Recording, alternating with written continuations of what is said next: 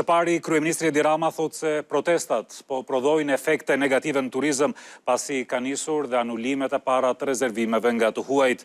Rama tha se është i shqetësuar gjithashtu edhe për gjuhën bullizuese dhe frymën fashiste të protestuesve ndaj atyre që mendojnë ndryshe.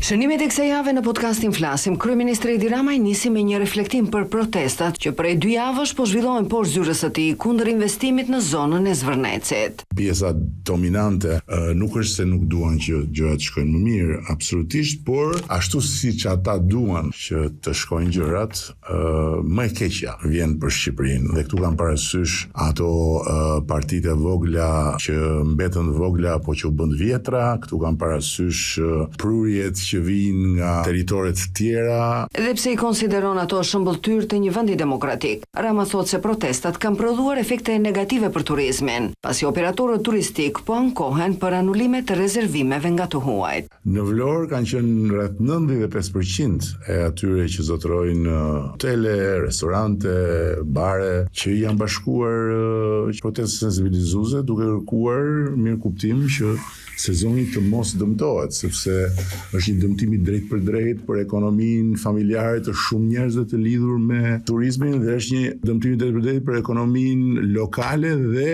kombëtare në tërësi. Kreu i qeverisë foli me shqetësim për retorikën e përdorur nga protestuesit, që sipas tij po dominohet nga një frymë fashiste dhe linçuese ndaj mendimit ndryshe. Është e patolerueshme që një grup njerëzish, që një forcë njerëzish, që një parti apo një konglomerat partish të imponohet pjesës tjetër duke i thënë që o do mendosh kështu si unë, o unë do të të sakatoj, do të të bullizoj, do të të kërcënoj. Kjo është fashiste, është skandaloza.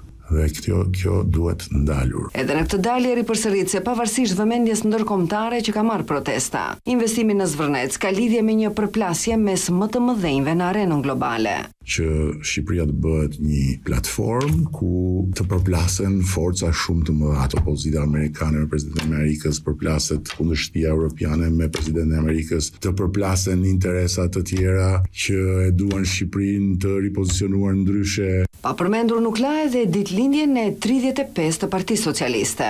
Ka simbolik më të fortë se sa fakti që ky 35 vjetor na gjeti edhe në pikën më të avancuar të rrugës sonë europiane. Ne e kemi fiksimin ton ditë për ditë.